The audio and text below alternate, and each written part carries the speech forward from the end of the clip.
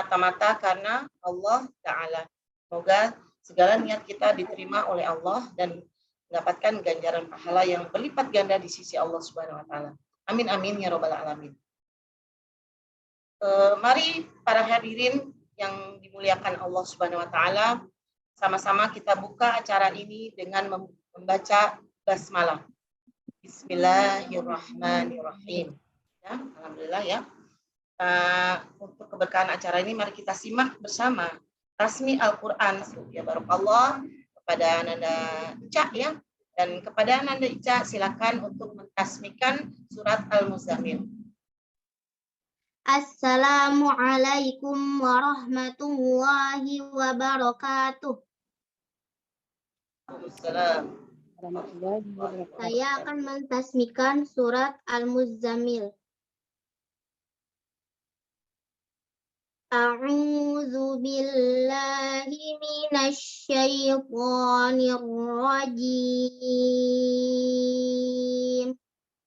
Bismillahirrahmanirrahim. Ya ayyuhal muzammil qumil laila illa qalila nisfahu aw yanqus minhu qalila aw zid alayhi wa rattilil qur'ana tartila. Inna sanulqi alaika qawlan thaqila. Inna nashi'atal layli hiya ashaddu wata'aw wa aqwamu qila.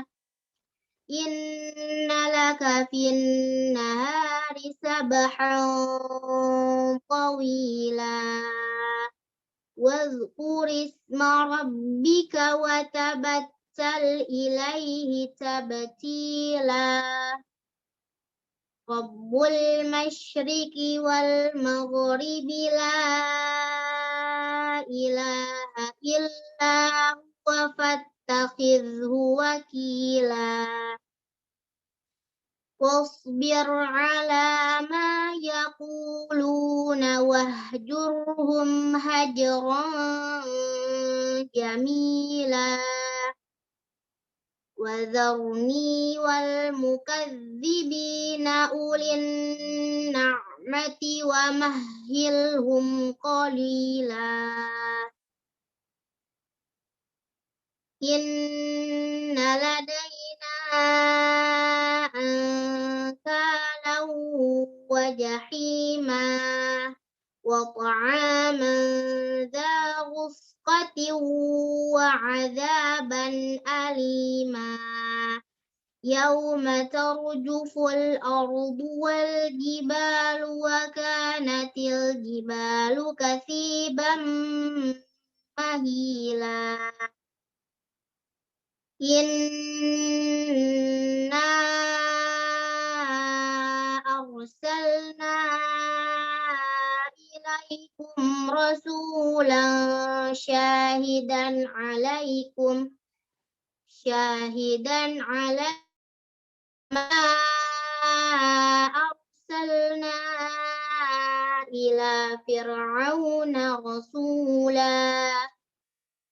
Fa'asa fir'aunur rasula fa'akhadnahu akhdan wabila.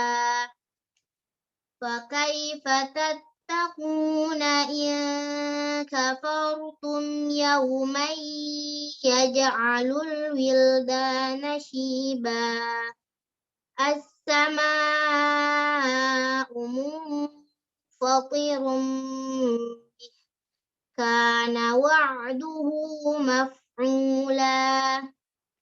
Inna hadhihi tadhkirah faman syaa'a ittakhadha ila rabbihi sabila.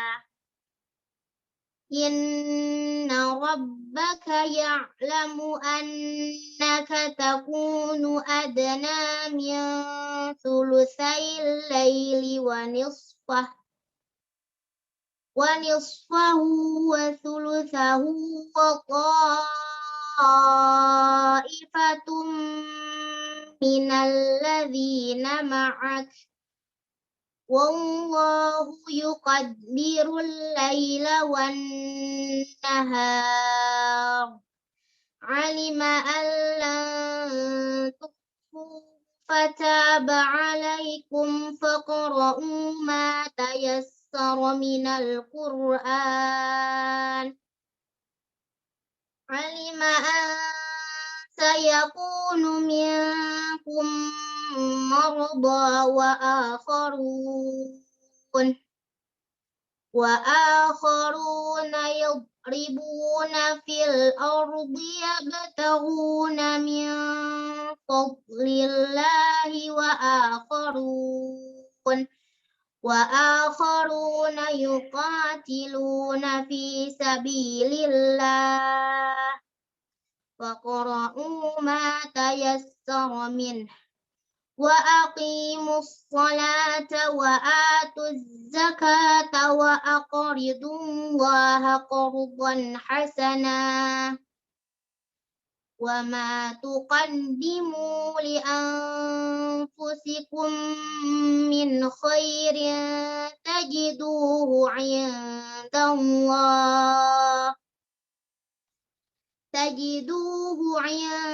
'indallahi huwa khairan wa a'zama ajra wastaghfirullah innallaha ghafurur rahim sadaqallahul azim.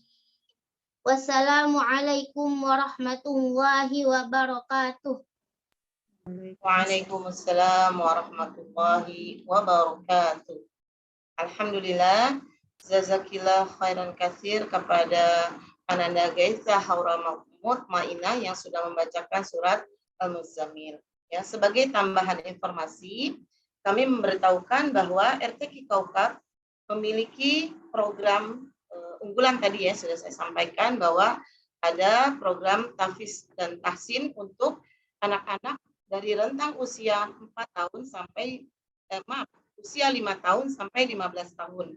Program tersebut adalah DAFA, singkatan dari Darul Hufaz lil Aulad wal Fata, ya. Dan Ananda Gaitha ini merupakan salah seorang dari murid atau santri dari DAFA. Assalamualaikum warahmatullahi wabarakatuh. Waalaikumsalam. Wassalatu wassalamu ala rasulillah, la hawla wa la quwata illa billah. Rabbi shrah li sadri wa yassir li amri wahlul 'uqdatam min lisani yafqahu qawli.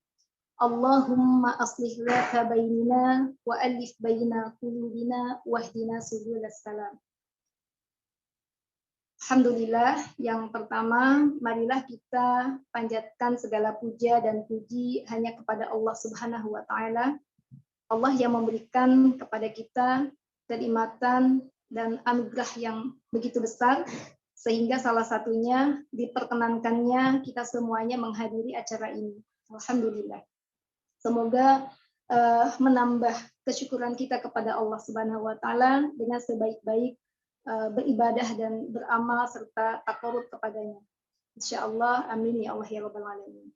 Salawat serta salam semoga tercurah limpah kepada Rasulullah Muhammad Sallallahu Alaihi Wasallam. Semoga Allah tetapkan kita menjadi hambanya yang dimudahkan dan diberikan kemampuan untuk menjadikan Rasulullah kekasih kita semuanya menjadi qudwah dan uswah dalam kehidupan kita. Alhamdulillah, Ustadz sudah hadir bersama kita. Izinkan saya mewakili panitia untuk menyampaikan beberapa hal. Yang pertama adalah ucapan terima kasih yang sebesar-besarnya kepada narasumber kita pada siang hari ini, Ustadz Muhammad Saihul Bashir LC Al-Hafidh. Semoga Allah memberikan keberkahan kepada beliau, keberkahan usia, keberkahan ilmunya, keberkahan untuk keluarganya. Hatur nuhun Ustadz, jazakallah. Semoga Allah balas dengan kebaikan yang lebih baik lagi. Dan yang berikutnya, ucapan terima kasih kami sampaikan kepada seluruh donatur ya yang tidak bisa disebutkan satu persatu, sehingga menambah kelancaran acara kita pada siang hari ini. Semoga Allah memberikan keberkahan kepada kehidupannya, juga kepada hartanya. Amin ya Allah ya Rabbal Alamin. Dan untuk seluruh peserta kajian Tarhib Ramadan pada siang hari ini, ahlan wa sahlan. Peserta ini ada dari beberapa kalangan ya. Yang pertama adalah dari peserta aktif di Halaqah Al-Quran Kaukab Institute yang kita alhamdulillah sampai hari ini dalam kondisi pandemi kemarin pun kita masih tetap berjalan ya. Semangat untuk semuanya. Semoga Allah masukkan ummahat, akhwat, Bapak Ibu semuanya menjadi barisan Ahlul Quran. Amin ya Allah ya Rabbal Alamin. Dan juga peserta adalah dari kalangan wali santri Darul Hufadil Aulad wal Fata. Semoga juga keberkahan Allah limpahkan kepada Bapak Ibu semuanya, juga kepada masyarakat Karawang pada umumnya ya. Dan ini juga sepertinya ada yang dari luar Karawang ya, dari Jawa ya. Dari luar Jawa juga bahkan ada, alhamdulillah. Semoga kita semuanya ditetapkan sebagai Ahlul Quran. Amin ya Allah ya Rabbal Alamin. Alhamdulillah kajian ini akhirnya dapat terselenggara gitu ya. Sudah lama sekali kami ingin mengundang Ustadz kita ini ya, alhamdulillah dari Ramadan sebelumnya, tapi Allah takdirkan baru bisa berjodoh pada Ramadan tahun ini ya, alhamdulillah. Semoga apa yang akan beliau sampaikan menjadi inspirasi dan motivasi untuk kita semuanya. Taujih-taujihnya, tausiah-tausiahnya, arahan-arahannya, semoga bisa menguatkan hati kita, menambah wawasan untuk kita sehingga memasuki Ramadan lebih bersemangat lagi. Ya. Ustadz yang akan memberikan tausiahnya pada siang hari ini adalah seorang ustadz muda ya, seorang ustadz muda. Di hadapan saya ada buku beliau, gitu ya. Saya sering membolak-balik buku beliau yang berjudul Tun bil Qur'ani Najman. Kalau melihat referensi yang beliau jadikan sebagai bahan-bahan dalam buku ini, masya Allah ya, semuanya sangat apa ya? Kalau saya katakan membaca buku ini daging semua, gitu ya, masya Allah. Ya. Jadi mudah-mudahan nanti kita bisa banyak mengambil hikmah dari tausiah yang akan beliau sampaikan, gitu ya.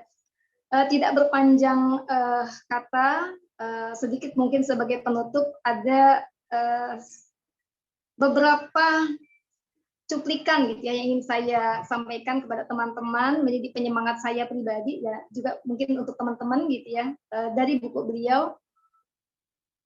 Seberapa besar daya tahan kita duduk berlama-lama berinteraksi dengan Al-Quran adalah berbanding lurus dengan seberapa banyak pemahaman kita akan Al-Quran yang kita baca. Semoga dengan kita mendapatkan tausiah pada siang hari ini semakin menambah wawasan pemahaman kita sehingga semakin betah duduk berlama-lama dengan Al-Quran. Kemudian keberkahan tidak akan pernah mendatangi siapapun yang mencari-cari waktu luang untuk mengulang-ulang hafalannya, namun keberkahan akan menghampiri siapa yang meluangkan waktunya untuk mengulang-ulang hafalannya. Barakallah untuk Ustadz kita dan juga untuk kita semuanya. Semoga kita bisa segera menikmati hidangan tausiah dari Ustadz kita ini. Hatur nuhun sebelumnya dan selamat menikmati kajian ini. Semoga lancar dari awal sampai akhir. Baik, itu yang bisa saya sampaikan. Mohon dimaafkan lahir dan batin. Assalamualaikum warahmatullahi wabarakatuh. Waalaikumsalam warahmatullahi wabarakatuh. Hatur nuhun jazakillah khairan katsir kepada Ustazah Tia Handayani yang sudah menyampaikan kata sambutannya. Semoga sekali lagi kita bisa mengikuti kajian ini dengan baik sampai akhir ya. Juga mungkin juga bisa untuk wakaf pembangunan RTQ Kaukab yang insya Allah nanti nomor rekeningnya akan diberikan panitia di kolom chat ya insya Allah. Alhamdulillah ya bahwa insya Allah Rasulullah SAW pernah memberitahukan kepada para sahabat ya, sesungguhnya Allah mempunyai keluarga di antara para manusia. Para sahabat bertanya, siapakah mereka itu ya Rasulullah? Rasulullah menjawab, yaitu mereka adalah ahli Al-Quran. Ya. Mereka lah keluarganya Allah. Dan mereka merupakan pilihan-pilihan dari Allah Subhanahu Wa Taala. Mudah-mudahan kita termasuk orang yang dipilih oleh Allah dan menjadi ahlul Quran. Ya. Alhamdulillah memasuki acara inti ya, yaitu kajian Tarhib Ramadan yang akan disampaikan oleh Ustadz Muhammad Saiful Bashir ya, LC Al-Hafidh dengan tema Talaki Musyafahah dari Jibril hingga Yaumil Akhir. Warahmatullahi wabarakatuh. Alhamdulillahirabbil alamin. Alhamdulillah hamdan katsiran kama amar. Alhamdulillah hamdan katsiran kama yanbaghi li jalali wajhihi al-karim wa li 'azimi sultanihi. Allahumma fassalli wa sallim wa zid wa barik wa an'im ala habibina wa syafi'ina wa qurrati a'yunina Muhammadin sallallahu alaihi wasallam wa ala alihi wa ashabihi ajma'in. Allahumma 'allimna ma yanfa'una wanfa'na bima 'allamtana wa zidna 'ilman nafi'an wa hudan wa salahan ya rabbal alamin. Allahumma ya mu'allima Ibrahim 'allimna wa ya mufahhima Sulaiman fahhimna. Allahumma arzuqna fahman nabiyyin wa hifdzal mursalin wa ilhamal malaikatil muqarrabin. Yang saya muliakan, yang saya hormati, Mudirah RTQ Kaukab Institute, Ibu Ustazah Diah Handayani, yang saya hormati, yang saya muliakan, segenap pengurus RTQ Kaukab Institute, segenap Dewan Guru, segenap musyrifah, segenap peserta ataupun santri, segenap murid RTQ Kaukab Institute yang Allah muliakan. Yang saya muliakan para hadirin hadirat, para peserta dimanapun berada, yang datang dari kalangan umum ya, yang non peserta aktif, non aktif peserta. Alhamdulillah Allah Subhanahu wa Ta'ala pertemukan kita pada siang hari ini di tengah-tengah liburan kita, di tengah-tengah waktu seharusnya di mana kita mengistirahatkan pikiran kita, ya, mengistirahatkan jasad kita, sudah beraktivitas selama 1 pekan, ya, kerja, berkarya, melakukan banyak hal, berproduktivitas. Namun Allah Subhanahu wa Ta'ala masih menggerakkan hati kita untuk bisa bertemu, bisa bermuajahah melalui Zoom ini. Pada satu acara yang alhamdulillah saya sangat bersyukur bisa bergabung di sini pada satu acara yang luar biasa berkah, luar biasa bermanfaat karena temanya pun juga menarik. Ya. Belum ada yang mengangkat tema ini sejak saya menulis buku Kun bil Qur'an Najman. Kun bil Qur'an Najman. Seni menjadi bintang Al-Qur'an. Ala sahabat, belum ada yang mengangkat tema ini. Ya. Maka kalau saya punya Ustaz, suaranya bisa tolong lebih dikencengin lagi. Iya. Punten Ibu, di sini lagi hujan deras di Jakarta Selatan. Oh iya. Ya, jadi apa namanya, mohon maaf kalau belum maksimal. Saya juga lagi agak kurang fit sebenarnya. Masya Allah, subhanallah. Semoga Allah memaklumi ya. Jadi belum ada, seingat saya, sepengetahuan saya belum ada yang mengangkat tema ini sejak saya menulis buku Kun bil Qur'an Najman, seni menjadi bintang Al-Qur'an ala sahabat. Ya. Saya merasa tertarik untuk membahas tema ini karena ini yang saya tulis, ini yang menjadi pesan saya melalui buku ini. adanya tema ini diangkat pada kajian ataupun pada acara pagi atau siang hari ini oleh teman-teman segenap Pak Ustadzah, ya segenap ibu-ibu dari RTQ Kaukap Institute. Ini jadi alamat bahwa memang buku saya memang dibaca, alhamdulillah, bukan hanya dibeli. Ya, banyak orang banyak beli buku tapi kemudian tidak dibaca. Banyak orang beli buku begitu ya, tertarik dengan judulnya atau tertarik dengan penulisnya, lalu kemudian tidak selesai dibaca. Orang yang membaca buku saya dari awal sampai akhir ya, pasti akan menemukan pesannya, dan salah satu pesan pentingnya adalah ini yang jadi tema pada siang hari ini, begitu ya. Ya, ini tentang bagaimana memaksimalkan interaksi kita dengan Al-Quran sebagaimana para sahabat dan Nabi Muhammad SAW lakukan. Hari ini kita menemukan Al-Quran itu sudah menjamur. Al-Quran itu sudah tidak asing lagi. Saya merasakan betul, ibu-ibu sekalian, hadirin hadirat yang Allah muliakan, saya merasakan betul sejak SMP, SMA, saya bertemu dengan banyak teman-teman, para penghafal Quran, saya bertemu dengan banyak orang, dari sejak awal YouTube baru muncul, begitu ya, sampai sekarang. Al-Quran tuh sudah menjamur di mana-mana. Murotal di setel. Ya, orang sekarang nggak asing ya.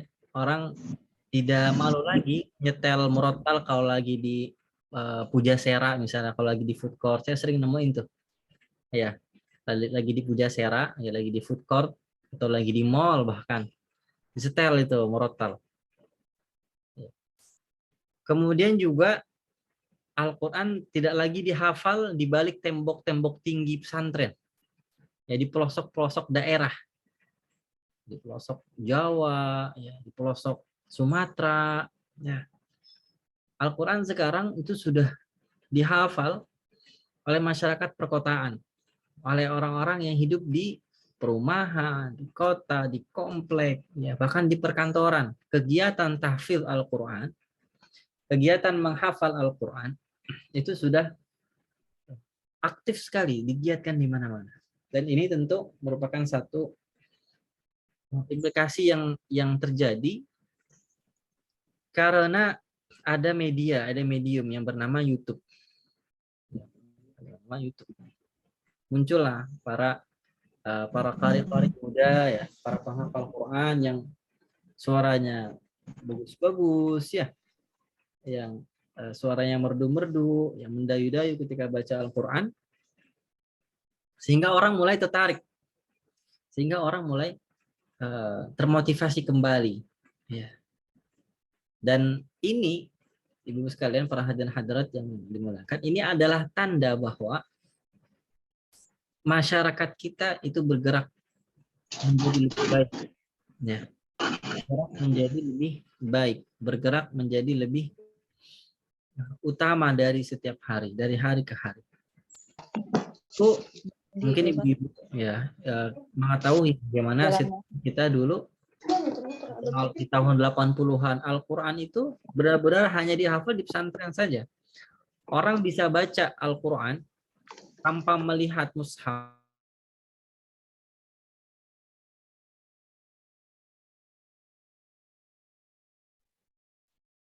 Orang bisa baca Al-Quran hanya mengandalkan hafalannya 20 tahun, 30 tahun yang lalu, itu ajaib. Itu tidak? Ajaib seperti tadi misalnya yang baca surah Muzammil tadi, Linda siapa namanya tadi ya? Masya Allah ya. Ananda Ghoitha ya. Ghoitha Haura Mutmainnah ya. Nah, itu kayak begitu tuh. Seperti Ananda Ghoitha tadi. Baca Al-Quran kayak begitu. 30 tahun yang lalu itu ajaib banget. Nah, lancar hafalannya, bagus huruf-hurufnya, suaranya lantang, ya, tartil. Nah, itu ajaib banget.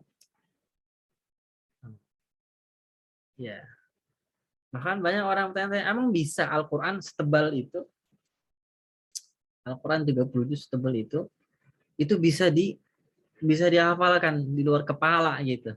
Emang bisa? Orang-orang kemudian heran.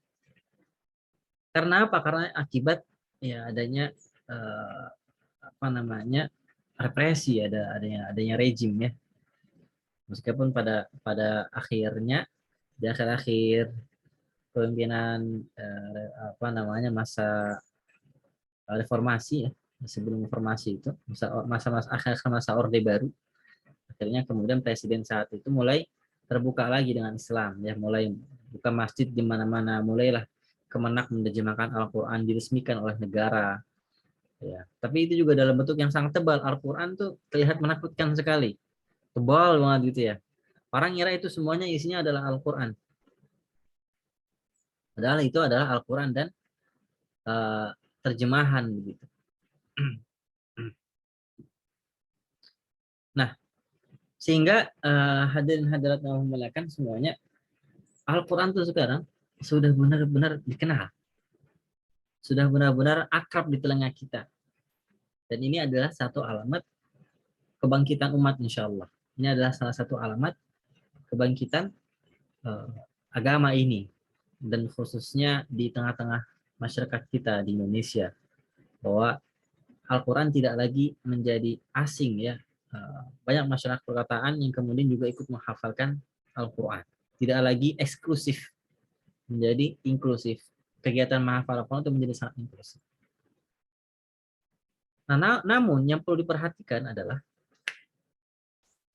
orang hari ini makin akrab dengan Al-Quran.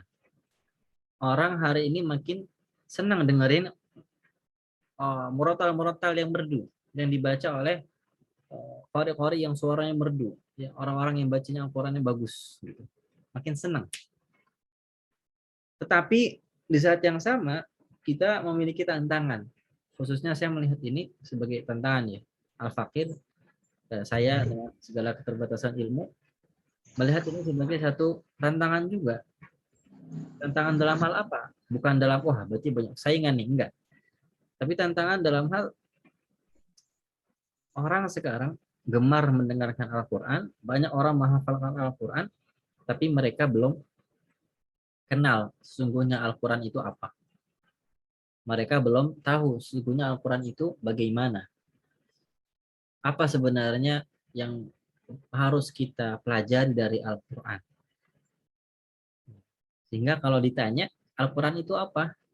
Ya, Al-Quran itu kalamullah. Al-Quran adalah kitabullah. Al-Quran adalah kitab suci. Al-Quran adalah nyanyian surga. Ya, Masya Allah.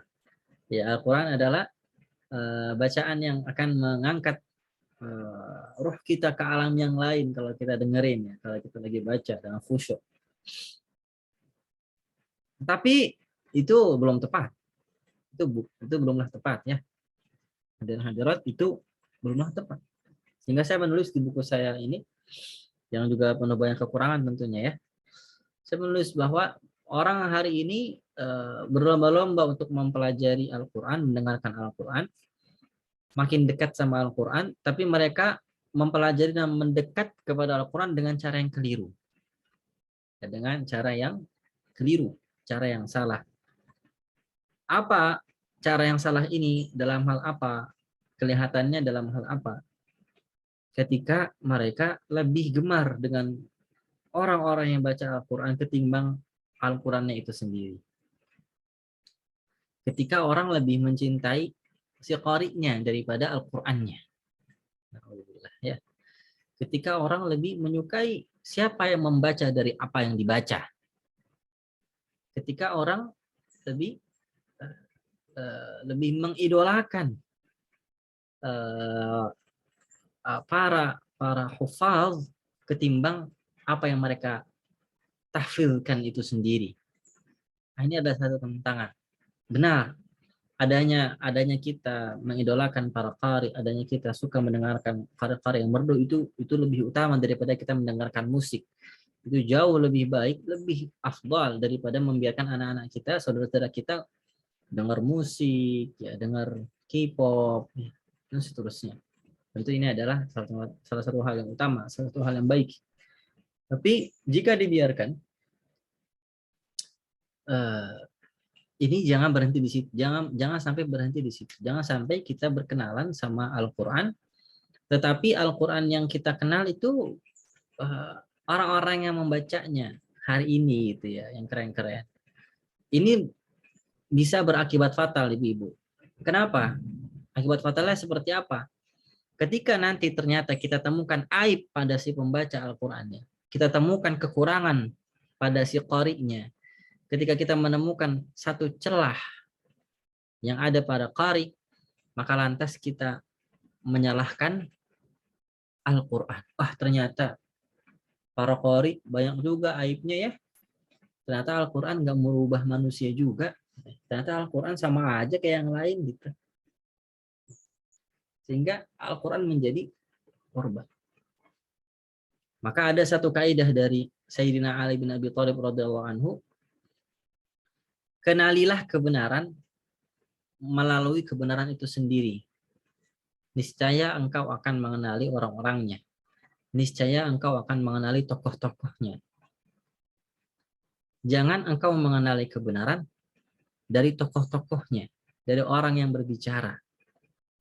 Jangan engkau menilai standar kebenaran dari siapa yang berbicara, tapi nilailah standar kebenaran itu dari kebenaran itu sendiri. Takarlah dengan akal dan wahyu. Maka inilah salah satu ikhtiar ya, salah satu ikhtiar saya yang sederhana saya tuliskan di buku ini, bahwa orang hari ini makin giat, makin dekat dengan Al-Quran, makin menghargai para penghafal Al-Quran, makin mengagumi para penghafal Al-Quran. Kekaguman ini menjadi bias, menjadi bias. Apakah mereka mencintai Al-Quran, mengagumi Al-Quran karena mereka menghafal Al-Quran, atau kita mencintai Al-Quran karena mereka yang menghafalnya? Ya, saya tulis di awal buku ini ya. Kita memang makin mengidolakan para penghafal Al-Quran, tapi kekaguman itu lambat laun menjadi bias, jadi bias.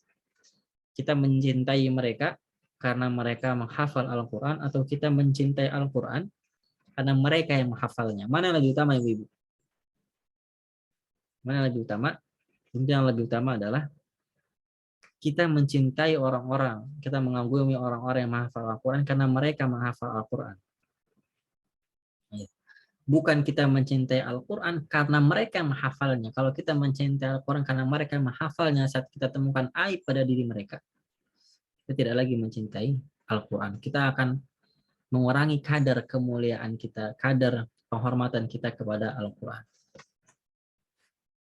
Nah, dari sini saya ingin membawa hadirin hadirat, Bapak Ibu, ibu-ibu ya, terutama di sini semuanya ya, kepada satu definisi dari Al-Quran, dan nanti kita akan bahas tentang peran tema kita pada siang hari ini, terutama tentang talaki kepada Jibril. Ya, talaki kepada Jibril hingga hari akhir. Agar kemudian kita mulai mengubah ya, paradigma mindset kita, bahwa kita harus mulai berkenalan dengan Al-Quran ya, melalui Al-Quran. Dengan Al-Quran itu sendiri. Tentu butuh perantara guru, tentu butuh perantara ustadzah, perantara alim ulama, perantara para habaib, perantara para kiai ya. Namun mereka hanya pengantar saja, bukan tujuan. Tujuan utama kita adalah kepada Al-Quran itu sendiri. Sehingga apa? Sehingga kita benar-benar bisa bersahabat dengan Al-Quran. Bagaimana tadi dibacakan oleh Mudirah, Ibu Ustadzah Dayani ya, bahwa kadar keistiqomahan kita bersama Al-Quran itu sebanding lurus dengan kadar pengetahuan dan pemahaman kita kepada Al-Quran. Kalau yang kita kenal selama ini Al-Quran hanya Ar-Rahman, Allamal Quran, maka yang kita akan hafal Ar-Rahman saja. Yang kita ulang-ulang hanya Ar-Rahman saja.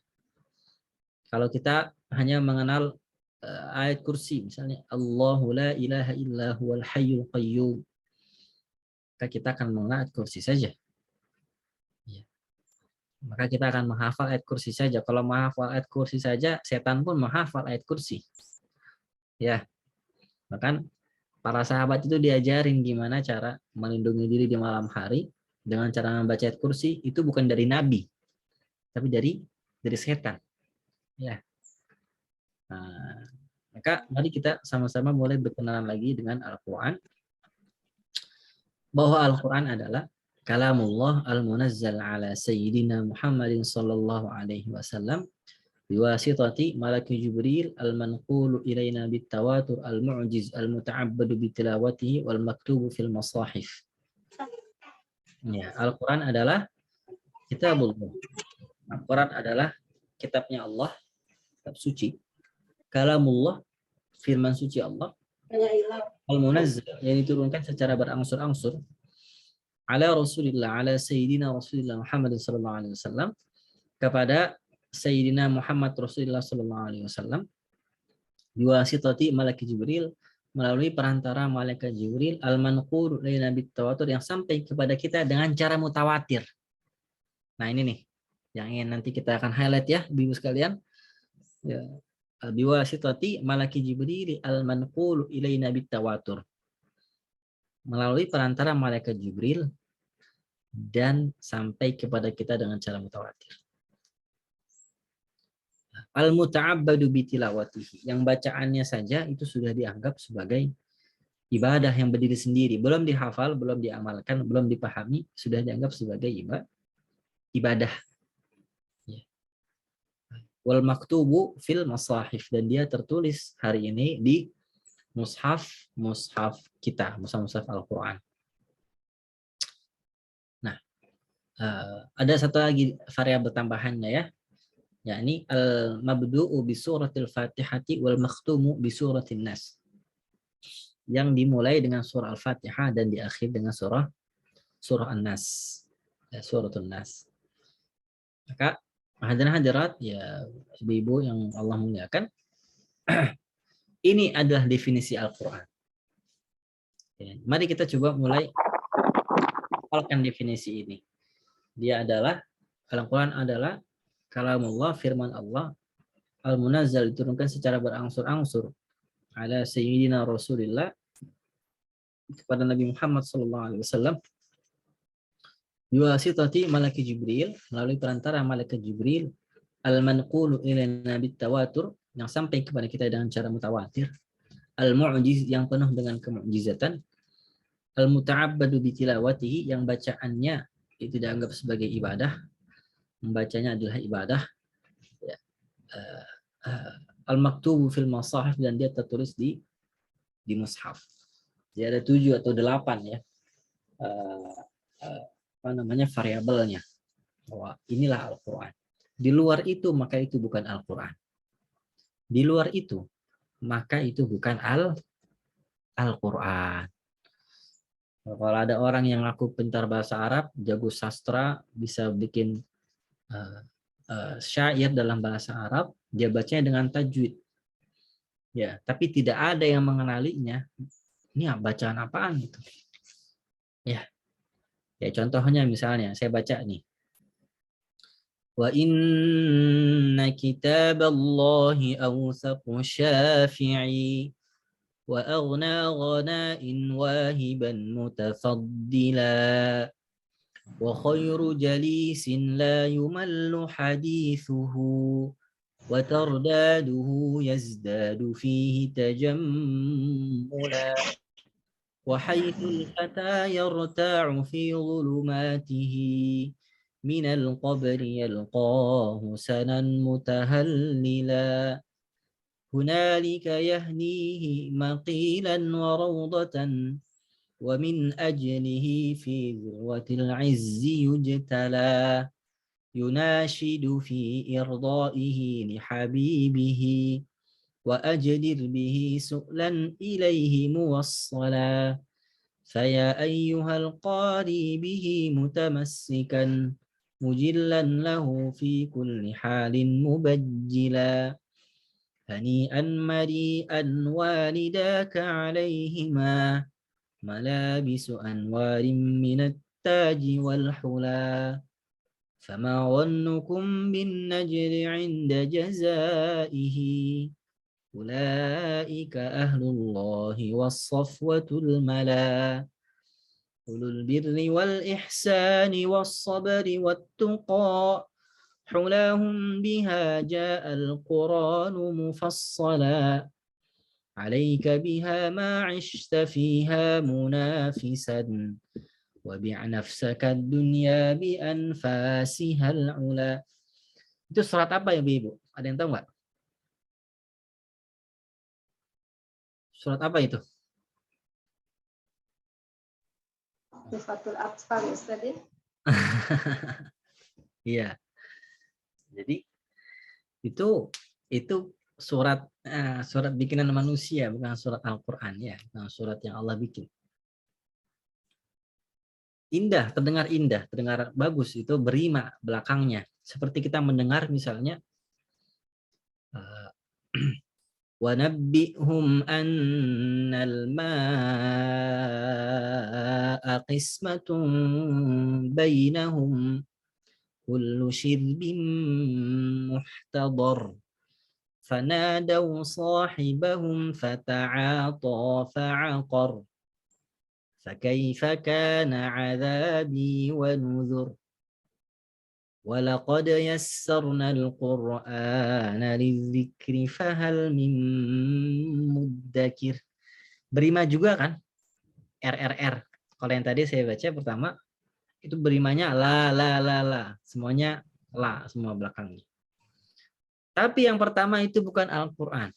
Yang kedua itu Al-Quran. Surah apa tadi Ibu yang kedua saya baca? Al-Qamar. Masya Allah, tabarakallah. Luar biasa. Ibu-ibu nih, kayaknya saya udahan aja ya Bu ya. Udah pintar-pintar nih Bu. Masya Allah, luar biasa. Surah Al-Qamar Bu. Ya. Surah Al-Qamar itu disebut sebagai Suratul Qurra. Suratnya para qari. Kenapa? Karena ketajaman dan kefasihan serta kekuatan seorang qari, seorang hafil, itu teruji ketika membaca surah Al-Qamar. Teruji kapan? Ketika baca surah Al-Qamar.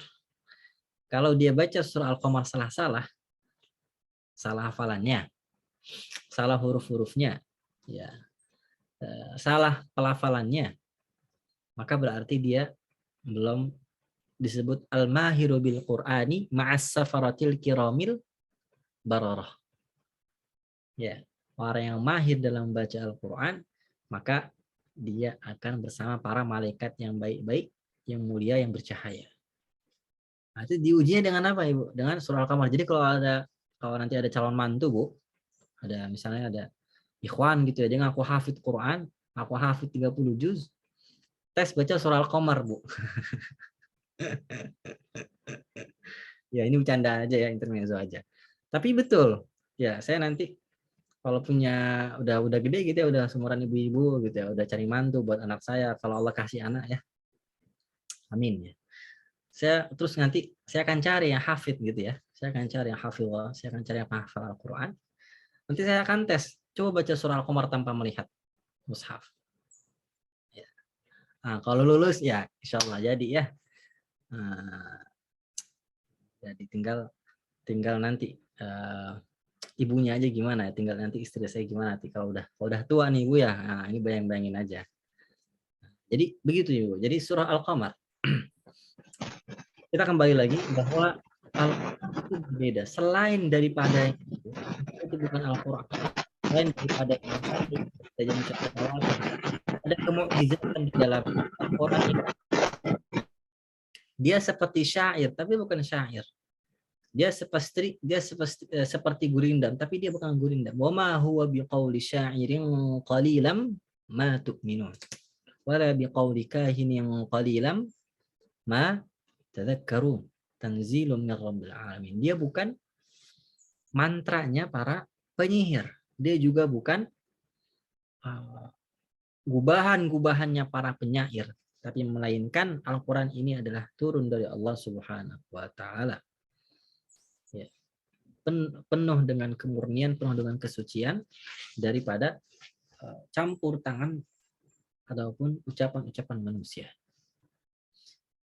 Walaupun sebenarnya tadi Bu, yang di bait yang tadi saya baca itu yang awal itu, wa inna kitaballahi awthaqu syafi, ini bait gubahan seorang ulama, seorang pakar qiraat, pakar bahasa, pakar tafsir, pakar tajwid yang hidup di abad 8 Hijriah. Di abad 8 Hijriah yang bernama Al-Imam Abul Qasim Asy-Syatibi. Itu mananya indah sekali. Dalam Manzumah Asy-Syatibiyah, Manzumah Hirzil Amani, Wajihit Tahani, matan. Yang tadi kita kenalkan, tadi ada yang bilang itu matan Tufatul Atfal, Ustaz. Itu bukan Tufatul Atfal. Tufatul Atfal lain lagi nanti. Bukan Jazarah juga. Yang barusan tadi saya baca tadi adalah Syatibiyah. Itu indah sekali maknanya. Wa inna kitaballahi awsaqu syafi'in wa aghna ghana'in wahiban mutafaddila. Dan sesungguhnya Al-Quran ini adalah sebaik-baik pemberi syafaat. Wa aghna ghana'in wahiban mutafaddila. Dan sesungguhnya Al-Quran adalah pemberian yang paling mulia. Tidak ada satupun umat sebelum kita yang diberikan nikmat semisal Al-Quran. Dan tidak akan ada lagi umat setelah kita yang hidup nanti yang akan menerima Al-Quran. Menerima nikmat sebesar Al-Quran. Maka pantas mengapa kita menjadi umat terakhir. Karena tidak ada lagi nikmat anugerah yang lebih besar daripada nikmat Al-Quran. Beruntunglah mereka yang hidup saat ini memeluk Al-Quran dengan kuat-kuat. Ya. Berjanji setia dengan Al-Quran. Wa khairu jalisin la yumallu hadithuhu. Dan Al-Quran, karena Al-Quran adalah sebaik-baik teman yang tidak akan pernah bosan diajak bicara. Bu, kalau saya baca misalnya ayat kursi, saya baca dengan cara seperti ini. Allahu la ilaha illa huwal hayyul qayyum la ta'khudhuhu sinatun wa la nawm. Saya ulang lagi. Ya. Allahu la ilaha illa huwal hayyul qayyum la ta'khudhuhu sinatun wa la nawm. Saya ulang sekali lagi. Allahu la ilaha illa huwal hayyul qayyum la ta'khudhuhu sinatun wa la nawm. Bosan nggak Bu? Saya ulang 3 kali Bu. Itulah wa khairu jalisin la yumallu hadithuhu. Al-Quran ini nggak akan pernah bosan kita ulang berkali-kali. Wah Ustadz mah bisa nggak bosan karena lagunya ganti-ganti. Kalau lagunya sama juga nggak bosan. Asal kita tahu artinya. Ya wa khairu jalisin la yumallu hadithuhu wa tardaduhu yazdadu fihi tajammula. Semakin diulang semakin indah. Ya. Ya ayyuhalladzina amanu kutiba alaikumus shiyam. Sekali ya. Saya ulang sekali lagi. Ya ayyuhalladzina amanu kutiba alaikumus shiyam. Kedua itu ya. Saya ulang sekali lagi. Ya ayyuhalladzina amanu kutiba alaikumus shiyam. Saya ulang sekali lagi. Ya ayyuhalladzina amanu kutiba alaikumus shiyam. Semakin sering diulang, semakin indah. Kita jadi makin tahu gimana cara bacanya.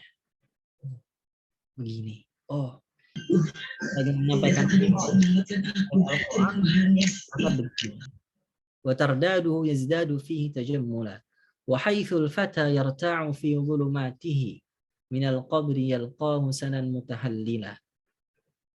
Maka ketika seorang pemuda mati memeluk Al-Quran, mati dan Al-Quran ada di dadanya, mati dan Al-Quran sedang dia hafal, mati dan Al-Quran sedang dia amalkan, dia akan menemui Al-Quran ini di dalam barzakh, di alam kubur, menemaninya dan menyinari kuburannya. Hunalika yahnihi maqilan wa rawdatan wa min ajlihi fi dirwatil izzi yujtala. Dan nanti dalam kubur kita semua akan bersenang-senang. Orang yang mati, orang yang meninggal dan istiqamah dia bersama Al-Quran, istiqamah dia melancarkan meskipun dia nggak lancar-lancar. Istiqamah dia menghafal walaupun nggak selesai-selesai. Istiqamah dia mempelajari huruf-hurufnya walaupun nggak benar-benar, ya. Tetap nanti dia akan masuk ke dalam kubur dan nanti dia akan dibantu sama Al-Quran, diterangi, dibuat bahagia saat orang lain kebingungan, saat orang lain sendirian, saat orang lain kedinginan. Nah, itulah kemudian ibu-ibu semuanya, hadirin hadirat Allah muliakan, para ustazah yang berbahagia di mana berada. Ini yang membedakan Al-Quran daripada yang lain. Mari kita masuk kepada tema bahwa yang membedakan Al-Quran dengan yang lain adalah adanya wasithah malaki Jibril al-manqul ilaina bitawatur. Adanya talaqi dari malaikat Jibril dan kemudian sampai kepada kita dengan cara mutawatir. Ini adalah perwujudan dari bukti firman Allah Subhanahu wa taala di surah Al-Hijr. Inna nahnu nazzalna dzikra wa inna lahu lahafizun. Inna nahnu nazzalna dzikra wa inna lahu lahafizun. Inna nahnu nazzalna dzikra wa inna lahu lahafizun. Sesungguhnya kami menurunkan Al-Quran secara berangsur-angsur dan kami akan menjaganya sampai hari kiamat. Dengan cara apa? Dengan cara dihafal dari mulut ke mulut, dengan cara dibacakan dari lidah ke lidah, dengan cara diperdengarkan ya dari mulut seorang guru kepada muridnya kepada muridnya lagi.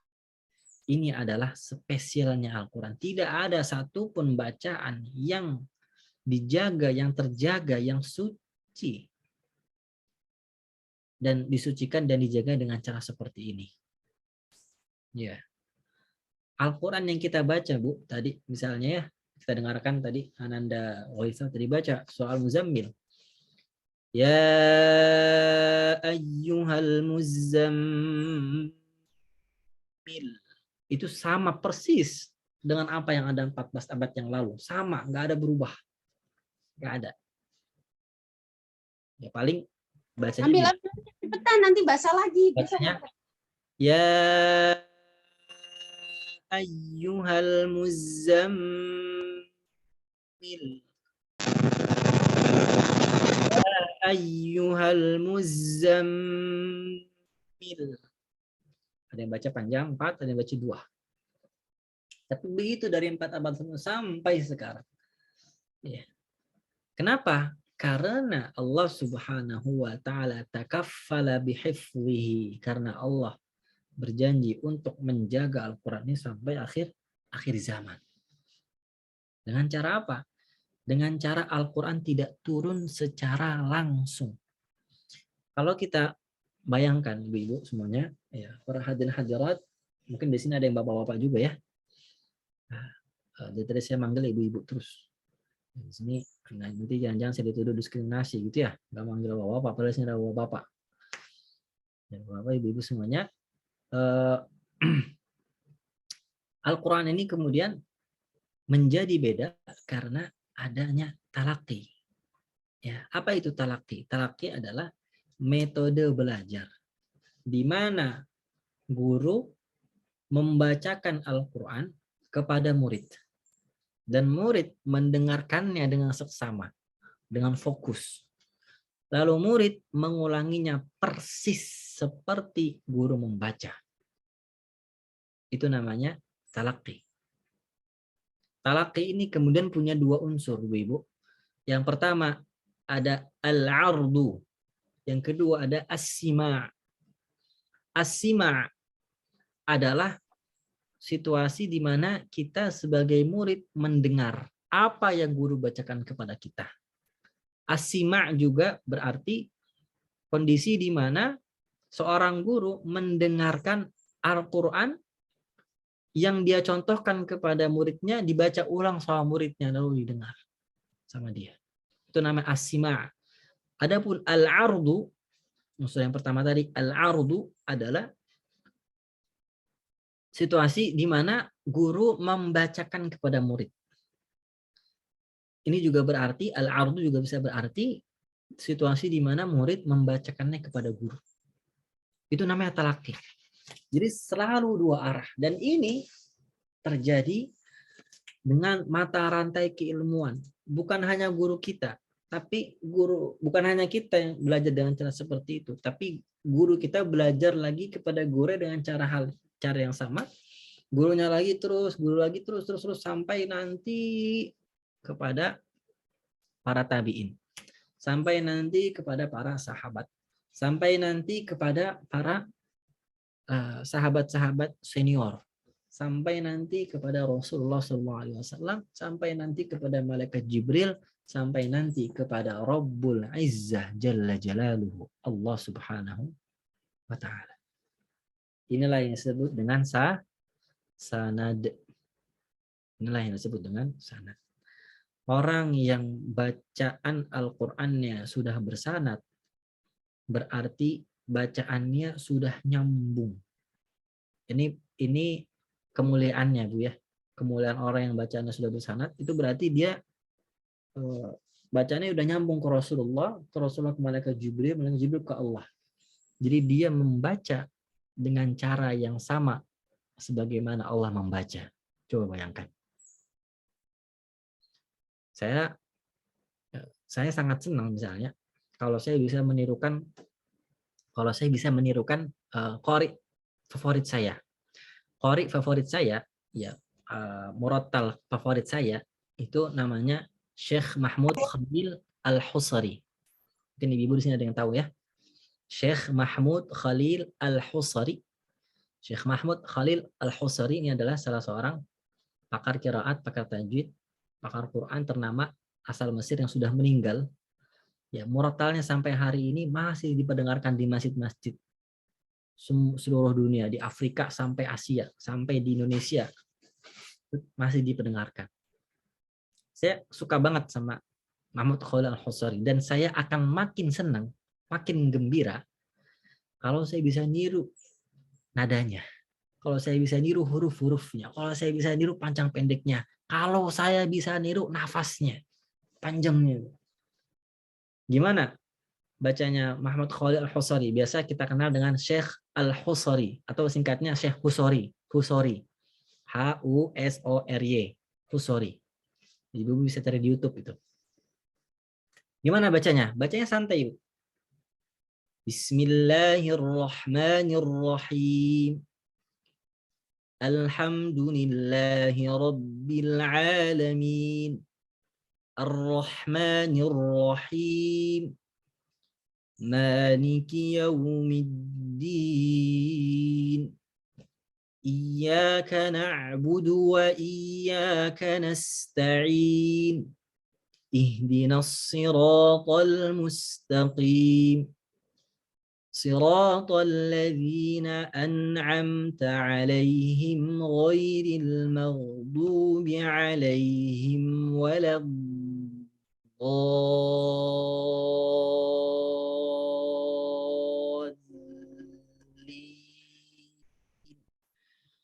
Bismillahirrahmanirrahim. Inna anzalnahu fi lailatul qadr. Wa ma adraka ma lailatul qadr. Lailatul Qadri khairum min alfi syahr. Tanazzalul malaikatu warruhu fiha biizni rabbihim min kulli amr. Salamun hiya hatta matla'il fajr. Saya baca kayak gini, Bu, di hadapan guru saya, Syekh Tamim, Syekh Muhammad Tamim Az-Zubi yang jadi cover buku, saya ini yang tadi disinggung. Nah, ini nih, Bu ya. Itu beliau juga penggemarnya Syekh Husari. Ya, penggemar betul. Kalau ngaji juga Syekh Husari. Beliau senang kalau saya baca pakai Syekh Husari. Ngikutin Syekh Husari. Meskipun beliau pernah komentar begini, kamu ini bacaannya ngikut-ngikutin Husari tapi nggak mirip. Syekh Husari kalau bangkit dari kuburnya, kalau dia dengar nih bacaan kamu, dia bakal bangkit dari kuburnya lalu marah-marahin kamu. Lalu bakal ngelempar sendal ke kamu gitu. Ya. Nah, bercandaannya begitu. Ya, jadi senang gitu. Kita senang kalau kita bisa menirukan bacaan orang yang kita senangin. Betul nggak, Bu? Kita senang kalau anak-anak kita, adik-adik kita, kakak-kakak kita bisa membaca seperti sebagaimana orang yang ahli dalam baca Al-Quran. Maka bayangkan ketika kita bisa membaca Al-Quran sebagaimana Rasulullah SAW membaca. Maka bayangkan bagaimana bahagianya hati kita, senangnya hati kita ketika kita bisa membaca sebagaimana Jibril membaca. Malaikat Jibril, Bu, malaikat Jibril. Ya, ini malaikat, Bu, bukan manusia lagi, malaikat.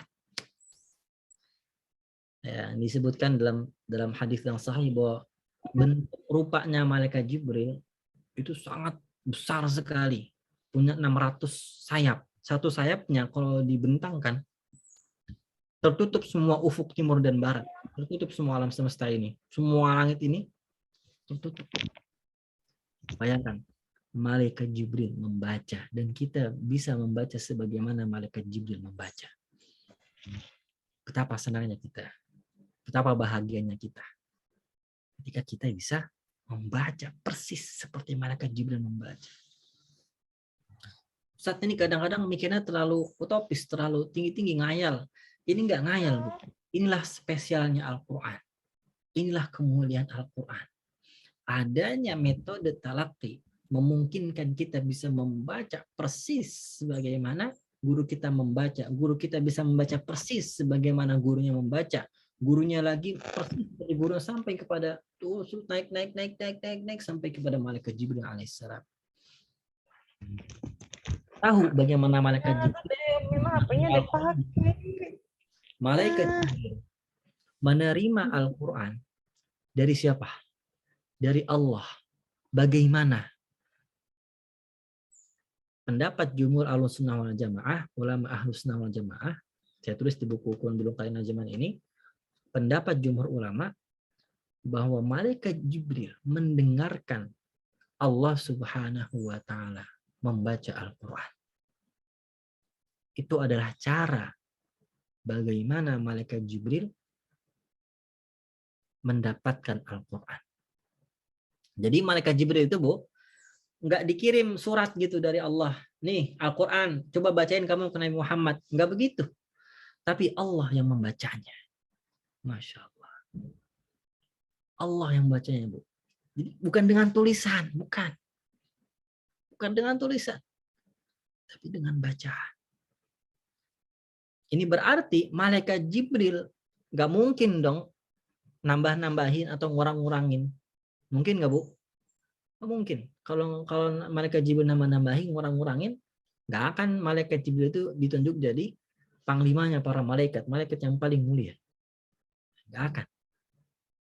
Malaikat Jibril nggak mungkin ngurang-ngurangin, nggak mungkin nambah-nambahin, dan nggak mungkin mengubah satu huruf pun, satu oktav suara pun. Tidak mungkin mengubah satu titik pun, satu harakat pun, satu panjang pun. Nggak mungkin. Maka ini berarti bacaan malaikat Jibril adalah bacaannya Allah Subhanahu wa Ta'ala. Masya Allah. Siapa di sini yang nggak cinta sama Allah? Siapa di sini yang nggak cinta sama Allah? Yang berharap bertemu sama Allah? Ketika kita bertemu sama Allah, Bu, semua beban kita, semua masalah kita, semua problematika hidup kita nggak ada artinya lagi. Semuanya sudah enteng, semuanya kebahagiaan tertinggi nanti di surga itu bukan duduk bersama Rasulullah. Kebahagiaan tertinggi di surga itu bukan ketika kita bisa berkumpul sama keluarga kita, sama anak kita, sama ayah kita, ibu kita, nenek kita, anak-anak kita, istri atau suami. Kebahagiaan paling tinggi ketika nanti kita insya Allah, amin amin ya, masuk ke surga adalah ketika kita bisa bertemu sama Allah dan melihat wajah Allah tanpa ada hijab, tanpa ada satar. Ya. Maka siapa yang nggak cinta sama Allah? Kalau orang nggak cinta sama Allah, berarti dia tidak cinta sama dirinya sendiri. Berarti dia tidak cinta sama orang tuanya. Berarti dia tidak cinta semua makhluk yang selama ini melindungi dan menjaga dia. Karena semua makhluk ini ada karena Allah Subhanahu wa Ta'ala. Tidak ada wujud selain wujudnya Allah. Tidak akan ada wujud kalau Allah tidak mewujudkannya. Tidak ada kasih sayang, tidak ada rasa cinta kecuali Allah yang mewujudkannya. Dan cinta dan kasih sayang Allah itu 99 dijaga, disimpan. Buat siapa? Buat orang-orang beriman nanti di surga. Kita nih hari ini hidup di dunia ini, kita saling mengasihi, kita saling mencintai, saling menyayangi, saling menghormati. Kita hanya menggunakan satu bagian dari cintanya Allah. Hanya satu bagian. Kata Rasulullah SAW dalam hadis yang sahih, sesungguhnya Allah Subhanahu wa Ta'ala membagi cintanya menjadi 100 bagian. Kemudian Allah mengambil satu dari 100 bagian itu, lalu Allah turunkan ke dunia. Dan dengan satu bagian itulah semua ibu mencintai anaknya, semua anak menghormati ibunya. Seorang suami saling mencintai dan menyayangi istrinya, saling mencintai. Dan dengan itu satu bagian rahmat ini saja ya, dengan satu bagian ini pula binatang itu saling menyayangi. Tidak mungkin dalam sebuah hal itu disebutkan, nggak mungkin kuda, induk kuda, ya kuda betina, kuda yang sudah melahirkan itu menginjak anaknya secara sengaja. Itu terjadi karena satu bagian cintanya Allah saja. Cuman satu bagian aja. 99-nya kemana? 99 sisanya disimpan sama Allah buat siapa? Buat orang-orang beriman nanti di surga. Bayangkan dengan satu bagian cintanya Allah saja kita sudah bisa. Kadang bucin, kalau bahasa anak muda sekarang bucin. Ya, budak, bukan budak Cina Bu ya, budak cinta. Kalau budak Cina mah yang lain gitu ya. Kalau ini bucin, kalau bahasa anak sekarang bucin. Pokoknya cinta banget sama orang ini, nggak peduli sama kekurangannya, nggak peduli sama aibnya, semuanya dimaafin. Ya, semua kekurangannya, ya dimaafin. Selama masih setia, gitu ya, bucin. Maka bayangkan ketika kita bisa menerima cintanya Allah, sisanya 99 ini. Bayangkan betapa besar cintanya Allah. Kita nggak bisa ngebayangin, Bu. Nggak bisa ngebayangin. Maka kita ingin dong membaca Al-Quran sebagaimana Allah membacakannya kepada Jibril, sebagaimana Jibril membacakannya kepada Nabi Muhammad SAW, sebagaimana para sahabat membacakannya kepada Abu Bakar, kepada Umar, kepada Uthman, kepada Ali, kepada Talha, kepada Ubay bin Ka'ab, kepada Abdullah bin Zubair, kepada Zaid bin Thabit, kepada Ka'ab bin Malik, kepada Salim maula Abi Hudzaifah, kepada Abu Musa al-Asy'ari, kepada Sa'ad bin Abi Waqqas, kepada Amr bin Al-As, kepada Abdullah bin Mas'ud, kepada Abdullah bin Abbas, kepada Abu Hurairah, Abdullah bin Umar. Kita pengen bisa baca itu. Tetapi yang mesti dicatat ibu semuanya, para hadirat yang berbahagia, pasti dicatat. Kemuliaan sanad ini berbanding lurus juga dengan amanah yang berat sekali. Maka sanad itu bukan kemuliaan.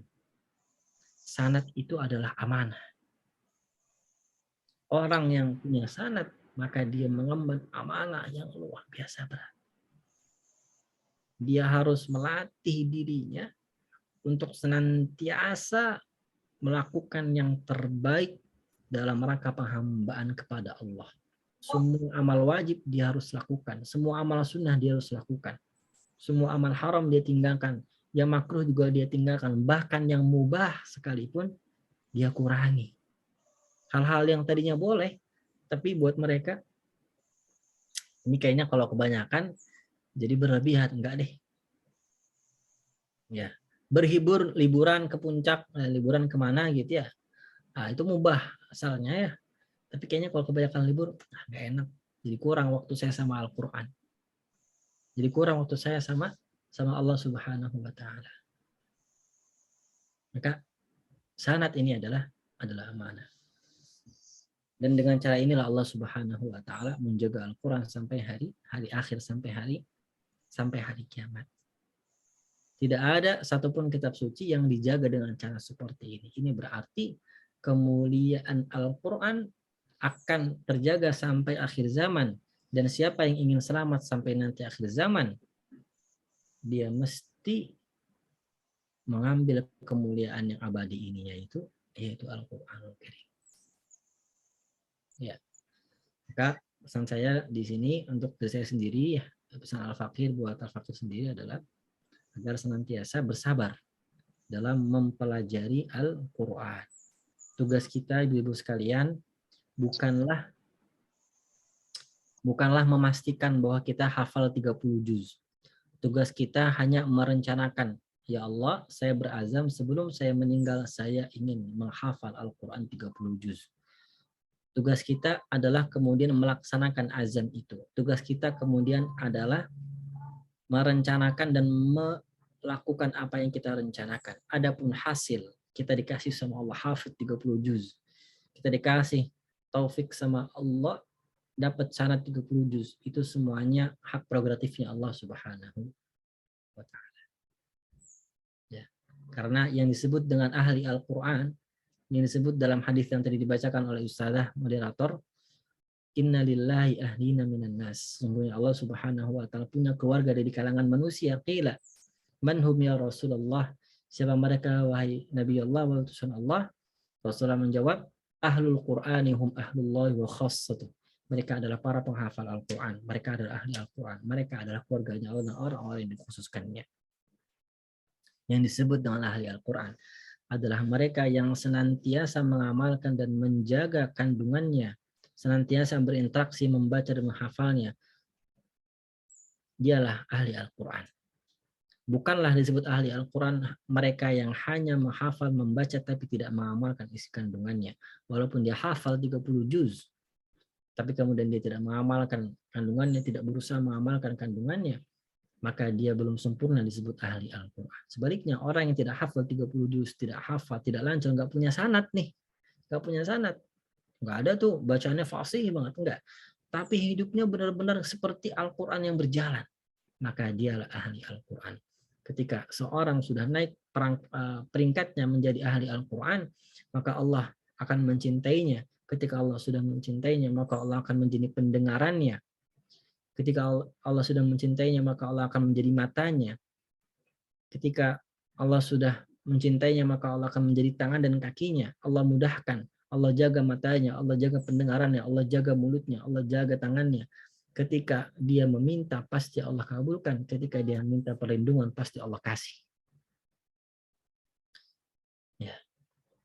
Barangkali itu yang bisa saya sampaikan pada siang hari ini, ya. Sharing-sharing yang bisa saya sampaikan pada siang hari yang barangkali tidak banyak yang bisa saya sampaikan, ya. Tidak banyak, tidak bervariasi yang bisa saya sampaikan.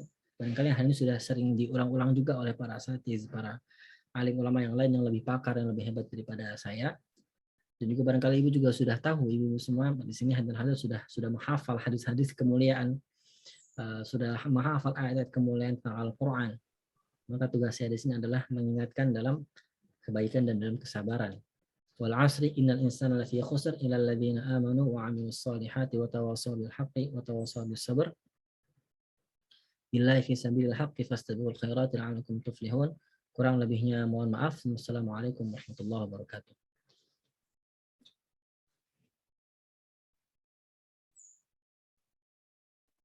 Waalaikumsalam warahmatullahi wabarakatuh. Jazakallah khairan katsir kepada Ustadz Syaiful Bashir yang sudah Masya Allah memaparkan tentang talaqi musyafahah ini ya. Intinya bagaimana kita bisa bersabar dan terus istiqomah ya untuk membersamai Al-Quran. Jangan pernah ya kita merasa bosan ya, walaupun tadi Ustadz sudah membacakan beberapa kali ayat yang sama, tapi insya Allah kita tidak pernah merasa bosan untuk mendengarkannya. Dan di sini saya ambil juga dari kata-kata Ustadz Bashir ini adalah tanda Al-Quran sudah bersahabat dengan kita adalah saat kita membacanya, ya, membaca mushaf Al-Quran itu, maka tidak ada rasa berat dan merasa beban. Gitu. Ya, jadi kita bisa introspeksi diri kita, sudahkah kita bersahabat dengan Al-Quran atau Al-Quran sudah menganggap kita sahabat gitu. Saat kita membacanya masih berat, masih menganggap itu suatu beban, maka bisa jadi gitu ya kita belum bersahabat sejati gitu dengan Al-Quran. Ya, alhamdulillah dibuka sesi tanya jawab, mangga kepada para ibu dan bapak yang hadirin semua di sini yang mau bertanya, diberikan kesempatan untuk 3 penanya. Silakan.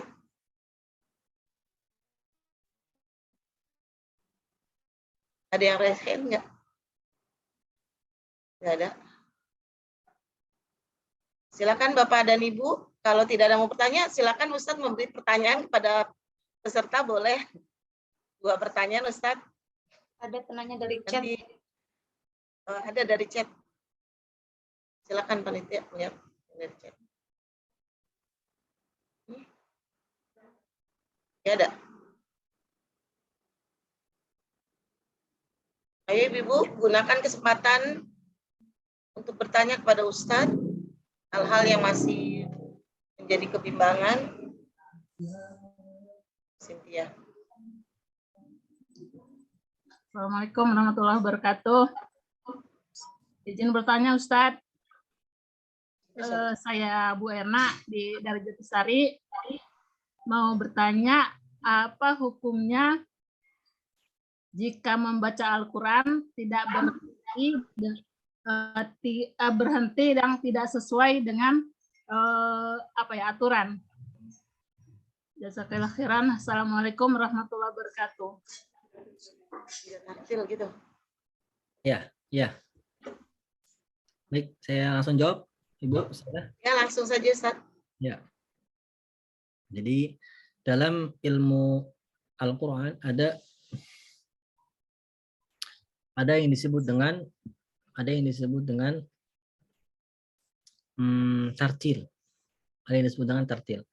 Al-Quran turun kepada kita dengan tartil. Dan ini jadi spesialnya Al-Quran tadi ya. Hal yang menjadi spesial juga Al-Quran bahwa tidak ada satupun firman Tuhan yang turun dengan cara seperti ini. Tartil. Apa itu tartil?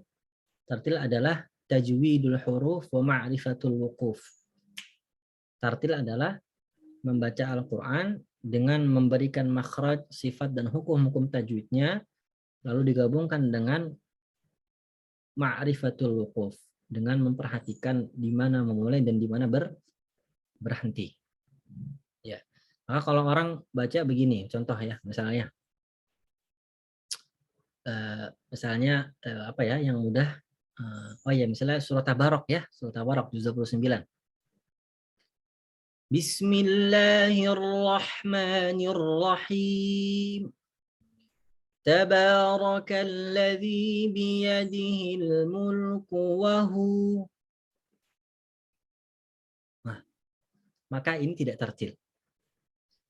Huruf-hurufnya sudah benar. Sudah standar. Tabarakalladzi biyadihil mulku wa hu. ala kulli syai'in qadir. Ini tartil nggak, Bu? Tidak. Tartil secara bahasa iya, tapi secara istilah tidak. Tartil secara bahasa adalah tarassalil Qur'ana tarassulan. Membaca Al-Quran dengan perlahan. Ya, satu huruf dikaitkan dengan huruf yang lainnya, satu kalimat dikaitkan dengan kalimat berikutnya. Itu secara bahasa tartil. Tapi secara istilah itu tidak tartil. Dan yang kita anggap, yang kita iktibarkan adalah secara istilah. Jadi huruf-hurufnya sudah benar, tetapi berhentinya salah. Nah, gimana orang yang baca seperti ini? Maka kita lihat situasinya gimana, gambaran hukumnya seperti apa, itu bergantung dengan gambaran kejadiannya. Gambaran kejadiannya, kalau dia membaca Al-Quran dengan cara seperti itu, dengan sengaja, Tabarakalladzi biyadihil mulku wa hu ala kulli syai'in qadir. Maka dia berdosa. Ya, dia berdosa. Kalau secara sengaja, nafasnya masih panjang, dia tahu artinya, dia sudah mempelajari hukum-hukumnya, dia sudah mengetahui maknanya, dan dia tidak sedang latihan qiraat, tidak sedang latihan wajah-wajah qiraat. Maka ketika dia baca seperti ini, dia berdosa. Karena artinya jadi seperti apa? Kalau dia potong seperti itu, Tabarakalladzi biyadihil mulku wa hu. Maha suci Tuhan, maha suci Allah, yang di dalam genggamannya semua kerajaan, semua kekuasaan, dan dia titik. Ala kulli syai'in qadir. Atas segala sesuatu berkuasa. Nah, ini maknanya terputus. Ketika dibaca dengan sengaja seperti ini, tidak kehabisan nafas, tidak kehausan, tidak pingsan, tidak tertidur, nggak kaget gitu kan, nggak lagi ngantuk, ya nggak lagi hilang ingatan, nggak lagi amnesia, ya pokoknya hal-hal yang darurat, maka dia berdosa. Ya, karena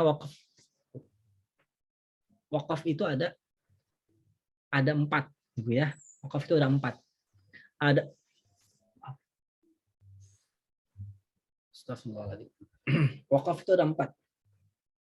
Ada wakaf ikhtiari, ada wakaf ittirari, ada wakaf ikhtibari, ada wakaf intidhari.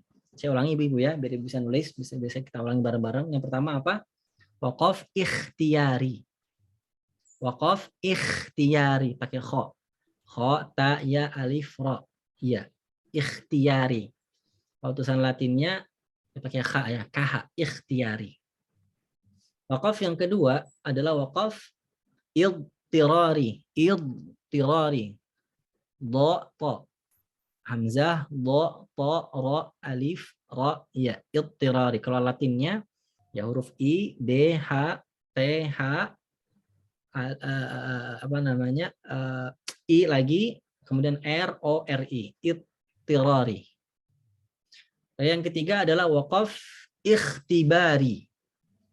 Ikhtibari. Kalau yang pertama tadi apa, Bu? Ikhtiari pakai Y. Kalau yang ketiga ikhtibari pakai B. Pakai ba. Lalu yang keempat adalah wakaf intidhari. Intidhari. Alif, nun, ta, wa, alif, ra, ya. Kalau Latinnya I, N, T, I, D, Z, O, R, I. Intidhari. Ada 4 Bu ya. Yang pertama ikhtiari, yang kedua idtirari, yang ketiga ikhtibari, yang keempat apa? Intidhari. Apa ini definisinya? Wakaf ikhtiari adalah memulai dan berhenti membaca Al-Quran dengan makna. Berpegang kepada makna. Berpegang kepada bahasa. Ya, berpegang kepada bahasa dan berpegang kepada makna. Ya. Adapun yang kedua, waqaf idtirari. Yang kedua apa Bu? Idtirari adalah waqaf berhenti dan memulai bacaan Al-Quran karena keadaan darurat. Emergency. Kalau bahasa Karawangnya. Ya. Emergency ya, darurat. Nah, enggak, saya bercanda, itu bahasa Inggris maksud saya. Emergency. Darurat. Ya. Yang ketiga, waqaf ikhtibari. Apa waqaf ikhtibari? Waqaf ikhtibari adalah memulai dan mengakhiri atau berhenti pada bacaan Al-Quran. Memulai dan berhenti pada bacaan Al-Quran karena sedang diuji. Sedang ujian, Bu. Sedang ujian. Jadi nggak ada kaitannya sama makna. Tidak ada kaitannya sama bahasa. Tidak ada kaitannya sama kedaruratan. Sedang diuji. Adapun yang keempat adalah waqaf intilari. Waqaf apa Bu? Intilari. Apa ini? Waqaf intilari adalah memulai dan mengakhiri bacaan saat kita sedang menjamak qiraat. Saat sedang kita menjamak qiraat. Ah, ini istilah lagi nih ya. Apa itu jamak qiraat, Ustaz? Apa itu jamak qiraat, Mas Basir misalnya? Nah, jamak qiraat adalah membaca satu ayat berulang-ulang dengan cara bacaan yang berbeda-beda. Ya. Misalnya di surah Al-Fatihah, ihdinas siratal mustaqim, ihdinas siratal mustaqim, ihdinas siratal mustaqim, siratal ladzina an'amta 'alaihim, siratal ladzina an'amta 'alaihim, siratal ladzina an'amta 'alaihim ghairil maghdubi 'alaihim ghairil maghdubi 'alaihim. Ada silah mimil jama' di situ. Jadi dibaca berulang-ulang dengan qiraat yang ada. Apa sih qiraat? Apa sih itu qiraat? Qiraat adalah ilmu membaca Al-Quran dengan semua cara yang diturunkan kepada Rasulullah SAW. Ya. Nah, itu namanya waqaf apa, Bu? Waqaf intilari. Waqaf intilari. Nah, yang pertama ini terbagi menjadi 3. Ada namanya waqaf tam, yang kedua waqaf kafi, dan yang ketiga waqaf hasan. Waqaf tam adalah ketika kita berhenti atau memulai bacaan ketika lafaz dan maknanya sudah sempurna. Secara gramatikal dan secara makna sudah sempurna. Contohnya gimana? Ya, contohnya misalnya gini, kita baca Ar-Rahmanir Rahim, Maliki Yaumiddin. Nah, waqaf di Maliki Yaumiddin ini adalah waqaf tam. Karena berhenti di Maliki Yaumiddin maknanya sudah tidak berkaitan lagi sama iyyaka na'budu wa iyyaka nasta'in. Secara gramatikal sudah selesai dan secara makna juga sudah selesai. Yang kedua ada waqaf kafi. Waqaf kafi ini adalah kalau dia secara gramatikal sudah selesai tapi secara makna belum selesai. Ya. Kayak contohnya gimana? Ihdinas siratal mustaqim. Waqaf di situ namanya waqaf kafi. Tunjukilah kami jalan yang lurus. Udah selesai belum maknanya? Belum. Tapi secara gramatikal bisa dipahami nggak? Tunjukkan kami jalan yang lurus. Sudah ada sudah ada predikat, sudah ada subjek, sudah ada keterangan. Ya. Nah, itu namanya waqaf kafi. Kalau waqaf hasan adalah belum selesai gramatikalnya dan belum selesai maknanya. Contohnya gimana? Ya, contohnya misalnya adalah di surah Al-Fatihah itu ya, misalnya Alhamdulillahi Rabb. Alhamdulillahi Rabb. Alhamdulillahi Rabb. Kita wakaf di situ. Segala puji bagi Allah Tuhan. segala puji bagi Allah tuh Tuhan. Secara gramatikal kayak ada yang kurang. Segala puji bagi Allah Tuhan. Tuhannya siapa? Nah, Tuhannya Al-Alamin. Tuhannya alam semesta. Nah, jadi kemudian menjadi sempurna. Nah, wakaf ini semuanya boleh ya. Selama yang wakaf hasan harus diulang. Kalau wakaf tam sama wakaf kafi tidak perlu diulang dengan sebelumnya, dengan kalimat atau ayat sebelumnya. Kalau wakaf hasan dia harus diulang. Alhamdulillahi rabb al-alamin, itu nggak boleh. Terus diulang dari sebelumnya. Alhamdulillahi rabbil alamin. Gitu. Nah, jadi kembali kepada pertanyaan, kalau wakaf berhenti pada tempat yang keliru, pada tempat yang salah, kita lihat dulu gambarannya. Dia salah karena salah makna, karena salah lafaz, sedangkan dia sudah tahu, maka itu tidak boleh. Kalau dia salah berhenti karena dia darurat, karena dia kehabisan napas, karena dia kehausan, karena dia tiba-tiba pingsan, karena dia tiba-tiba meninggal, ya, dalam roji'un misalnya, karena tiba-tiba gempa sehingga dia harus keluar rumah, nggak buka Quran lagi, maka ini tidak apa-apa. Keadaan darurat namanya. Dengan syarat dia harus mengulang dengan kalimat sebelumnya. Wallahu a'lam bishawab. Begitu, ya. Alhamdulillah, semoga Bu Ernalela tadi ini ya bisa paham dengan jawaban dari Ustadz. Yang selanjutnya Ustadz, ada pertanyaan dari Ibu Cynthia. Mempelajari Al-Quran untuk anak balita itu sebaiknya di umur berapa ya?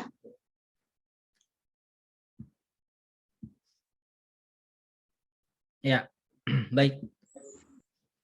Mengajarkan Al-Quran kepada balita itu sebaiknya sejak mencari calon suami. Kalau buat laki-laki sejak mencari calon istri. Ya. Jadi bukan pas lagi buat, Bu, enggak. Apalagi pas sudah jadi, enggak. Ya. Tapi sejak calonnya. Nah, ini jawaban bukan jawaban saya, ya. Ini jawaban dari ibu saya. Ini jawaban ibu saya, bukan saya. Jadi ibu kandung saya. Kalau ditanya, Bu, sejak umur berapa ngajarin anak ngaji? Sejak umur berapa? Sejak kamu cari calon. Gitu. Nah, jadi menentukan sekali. Ini sakral sekali. Ini sangat menentukan. Ya, tapi udah telanjur, Ustaz, udah kandung ketemu sama, udah kandung nikah sama orang yang ya biasa-biasa aja gitu, bukan penghafal Quran. Ya sudah, maka mulai sejak dalam kandungan. Jadi diperdengarkan bacaan Al-Quran. Siapa yang ngaji? Yang paling utama yang memperdengarkan yang ngaji adalah si ibunya sendiri. Yang kedua, yang paling utama yang memperdengarkan Al-Quran kepada si bayi dalam perut, dalam kandungan adalah si ayah. Yang ketiga, baru murattal atau kaset. Ya, jangan dibalik, Bu. Kebanyakan kita sekarang salah mahamin. Dengerin Al-Quran itu sejak dalam kandungan. Yang ngaji siapa? Bukan ibunya, bukan bapaknya, tapi kaset. Ya, tapi MP3, tapi YouTube. Padahal itu nanti ada iklannya kan, ada iklan Shopee lah, ada iklan apa gitu kan. Ibu joget, tidak Al-Quran nyampur sama yang lain. Kenapa harus ibunya langsung? Ya, karena dia yang langsung terkoneksi sama si anak. Kenapa harus ayahnya langsung? Karena ayahnya nanti yang akan bertanggung jawab dengan si anak. Kalau ternyata ibunya benar-benar awam banget ya, udah kandung awam banget saat ini, udah mau lahir nih Ustadz gitu, udah kandung. Terus saya juga baru belajar Quran Ustadz, saya baru belajar huruf hijaiyah Ustadz. Ayahnya juga, ya Allah, jangankan huruf hijaiyah, ya Iqra aja belum selesai Ustadz, misalnya ya. Misalnya aja nih ya. Tapi saya yakin di sini ibu-ibu di sini semuanya Masya Allah ya, punya bapak, punya suami yang Insya Allah juga pecinta Al-Quran. maka baru nggak apa-apa murattal. Murattalnya juga harus bersih dari iklan, dari hal yang lain, dan diniatkan, Bu. Jadi diniatkan sejak bayi itu dalam kandungan, dibacakan Al-Quran dengan niat bahwa anak kita ini mendengar. Harus jelas itu niatnya. Dengan niat bahwa apa yang ada di dalam perut itu terpengaruh dengan bacaan Al-Quran kita. Kalau nggak diniatkan, efeknya nggak banyak. Gitu. Ya Ustadz, udah kadung nih, anak saya udah gede gitu. Kan udah kadung lahir misalnya kan. Udah kadung, udah diajarin sama bapaknya, gimana ya? Udah apa saya masukin lagi ke rahim saya? Kan lucu. Ya, itu dark jokes, Bu ya. Itu saya mohon maaf, itu bercanda yang nggak sopan sebenarnya. Mohon maaf. Ya, kan nggak bisa begitu maksud saya ya. Nah, maka kemudian mulailah sejak dia di umur 1 hari, di umur sedini mungkin. Dibacakan Al-Quran terus, ya dibacakan Al-Quran terus, sehingga suara yang pertama kali dia dengar adalah lantunan ayat suci Al-Quran. Gitu. Udah kadung Ustaz, udah kadung 1, 2 tahun, 3 tahun nggak pernah belajar Al-Quran, nggak pernah didengarkan Al-Quran, ya sudah. Maka sejak umur 5 tahun dia sudah mulai harus dikenalkan huruf-huruf hijaiyah. Kalau sampean sendiri gimana Ustaz? Nah, kalau saya sendiri, kalau Al-Fakir, kalau saya sendiri mulai mengenali huruf hijaiyah, mulai dikenalkan sama ibu. Orang yang pertama kali mengenalkan huruf hijaiyah ke saya adalah bukan guru Quran. Bukan guru Quran maksudnya les privat atau di sekolah, enggak. Tapi ibu saya sendiri. Jadi guru Quran pertama saya adalah ibu. Ya. Sehingga ketika misalnya ibu-ibu semuanya melihat saya punya prestasi A, B, C, D, F, G, itu sebenarnya bukan karena saya, enggak. Itu enggak ada sama sekali campur tangan saya di situ. Tidak ada. Itu semuanya murni pertolongan Allah yang menggerakkan ibu saya mengajarkan huruf hijaiyah saat saya 5 tahun. Itu saja. Hijaiyah, dibacakan Al-Quran terus setelah murattal. Ya, sampai akhirnya Allah mudahkan kami, terutama saya gitu, dalam menghafal Al-Quran. Wallahu a'lam bishawab. Jadi intinya adalah sedini mungkin. Semoga menjawab. Wow, Ustaz. Itu memuliakan ibundanya, insya Allah ya. Dan seorang ibunda Bibi Uryaningsih sungguh sangat bangga juga memiliki anak seperti Ustadz ya. Mudah-mudahan kami juga bisa menjadi bisa mengambil contoh dari beliau yang bisa mencetak 11 orang bintang Al-Quran insya Allah ya. Ada lagi pertanyaan Ustadz? Assalamualaikum Ustadz, mau bertanya bagaimana tips mengatur nafas yang baik dan benar saat membaca Al-Quran sehingga kita tidak sampai menghentikan bacaan karena kehabisan nafas. Ini dari Ibu Yuniarti Cikampek. Ya. Terima kasih Ibu pertanyaannya dan doanya juga tadi sebelumnya ya. Saya doakan semoga Ibu semuanya bisa istiqamah mendidik anak sampai meninggal nanti, istiqamah berusaha menghindarkan anak kita semua kita dari api neraka. Tentang memanjangkan nafas, tentang melatih nafas, ini ada beberapa cara. Jadi tidak boleh pasrah, Ustaz, nafas saya pendek. Semua orang yang lahir hidup di dunia ini, lahir pertama kali keluar dari rahim ibunya, guys, punya nafas, nafasnya kayak Muammar ZA misalnya. Ya, yang nafasnya itu kalau kata anekdot, nafas kuda panjang banget, nggak habis-habis, ya. Tenaganya panjang. Semuanya memiliki nafas, satu hal nafas yang pendek. Ada nafas yang panjang, ada nafas yang pendek, itu karena latihan. Ya, ada karena latihan. Gimana cara melatihnya? Ada banyak cara. Cara yang paling standar adalah paksakan diri Anda, paksakan diri kita semuanya. Setiap kali kita mengaji, setiap kali kita menemukan ayat-ayat yang panjang, paksakan kita manjangin nafas kita. Paksain aja. Saya lebih cepat capek begitu. Bagus. Lebih cepat capek tanda bahwa Anda lebih cepat, lebih berusaha. Ketika ada lebih berusaha berarti lebih banyak pahala. Paksakan saja. Dan itu yang saya lakukan. Saya lakukan, paksain aja. Dulu saya belum sanggup, Bu, baca ayat ke-6 surah Al-Baqarah dengan satu tarikan nafas. Innal ladzina kafaru sawa'un 'alaihim a'anzartahum am lam tunzirhum la yu'minun. Dulu saya nggak kuat kayak gitu, nggak kuat. Saya dulu ngaji begini. Innal ladzina kafaru sawa'un 'alaihim. Buang nafas dulu. Anda udah ngos-ngosan. Tapi saya paksakan terus pokoknya sampai berurat ya. Leher itu sampai berurat, otot-otot keluar semua. Innal ladzina kafaru sawa'un 'alaihim a'anzartahum am lam tunzirhum. Nggak sanggup juga. Terus pasain nanti insya Allah dengan berjalannya waktu, karena Allah sudah berjanji walaqad yassarnal Qur'ana lidzikri. Allah itu sudah mudahkan Al-Qur'an.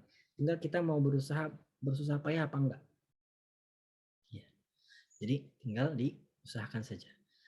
Adapun cara yang lain adalah ya yang bisa mensupport juga adalah dengan rutin lari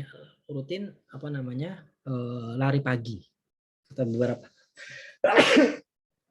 Kata beberapa guru Quran kami, lari pagi itu melatih nafas.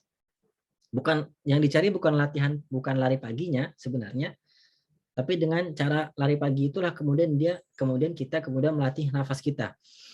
Gimana cara menarik nafas, menyimpan nafas ketika sambil lari. Ya. Ustadz, kita sudah berumur Ustadz, misalnya ya, mohon maaf. Sudah nggak kuat lari lagi, ya sudah. Latih untuk menahan nafas lebih lama dari sebelumnya. Ini cara yang kedua, ya, atau cara yang ketiga lah ya, cara yang ketiga. Misalnya di hari ini kita coba tahan nafas 10 detik, bisa nggak? Contoh, saya ambil nafas sekarang ya, kemudian saya akan tahan 10 detik.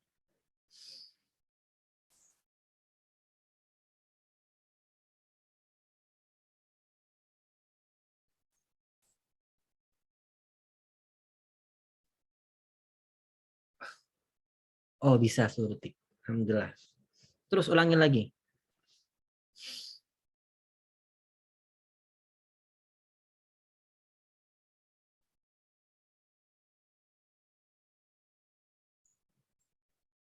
Alhamdulillah bisa lagi. Oke, hari pertama. Hari kedua, tantang diri kita untuk bisa nahan nafas 15 detik. Besok tantang untuk menahan nafas 15 detik. Saya contohkan.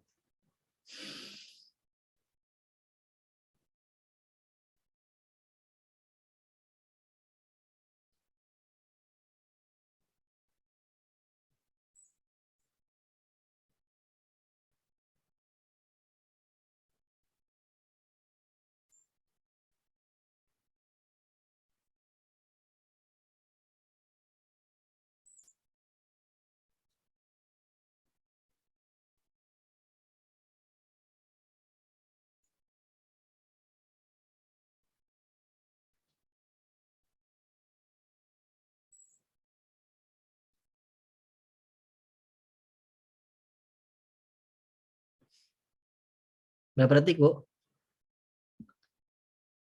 Berapa detik, Bu? Tadi 40 detik. Saya masih bisa lebih panjang lagi, cuma nanti takut udah acara ya. Nanti saya diem terus gitu sampai acara selesai ya. Nah, jadi latih begitu. Tadinya cuma 15 detik, jadi kesampaian sampai lebih. Itulah kemudahan dari Allah. Itulah kemudahan dari Allah.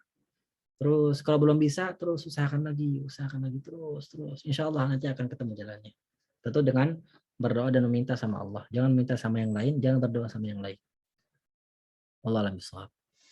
Nafas itu seperti menarik karet gitu ya Ustadz ya. Kalau karetnya nggak pernah tarik pasti akan jadi rapuh, gampang putus sih. Tapi kalau kita sering latih ya untuk ditarik, maka akan jadi lentur dan bisa manjang. Ini masalahnya sebenarnya saya juga Ustaz. Kalau nggak suaranya nafasnya pendek gitu juga ya. Alhamdulillah sudah 3 penanya yang tanya pada Ustadz. Silakan Ustadz untuk memberikan 2 pertanyaan kepada peserta yang bisa menjawab, nanti mendapat door prize Ustadz. Masya Allah, semangat sekali Ibu. Masya Allah, tabarakallah. Saya senang nih kalau dikasih. Saya nggak kurang terlalu bahagia kalau ditanya. Saya senangnya kalau disuruh nanya. Apalagi kalau pesertanya, Masya Allah ya, orang-orang yang semangat seperti Ibu semua di sini. Oke. Pertanyaannya adalah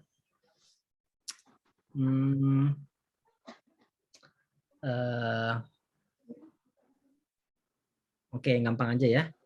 Yang gampang. Siapa nama wanita yang disebutkan dalam Al-Quran? Maryam. Alhamdulillah, udah ada yang jawab tuh. Siapa yang jawab? Siapa tadi yang jawab? Maaf, namanya siapa Bu? Erna, Mi. Dia menjawab siapa? Punten Bu Irna. tidak terekam. Bu Erna katanya. Bu Erna. Oh, Bu Erna Lela, Masya Allah. Ya, tebal, Ya, barakallah Bu Erna. Oke. Tadi udah bertanya dan ya. Jawab. Oke, pertanyaan kedua Bu ya. Ya, silakan Ustaz. Yang kedua, sekarang agak lebih susah ya lah. Lebih susah.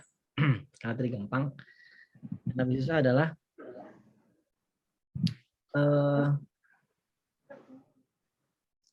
pada surah apa Allah Subhanahu wa taala membebaskan Siti Aisyah dari tuduhan dan fitnah?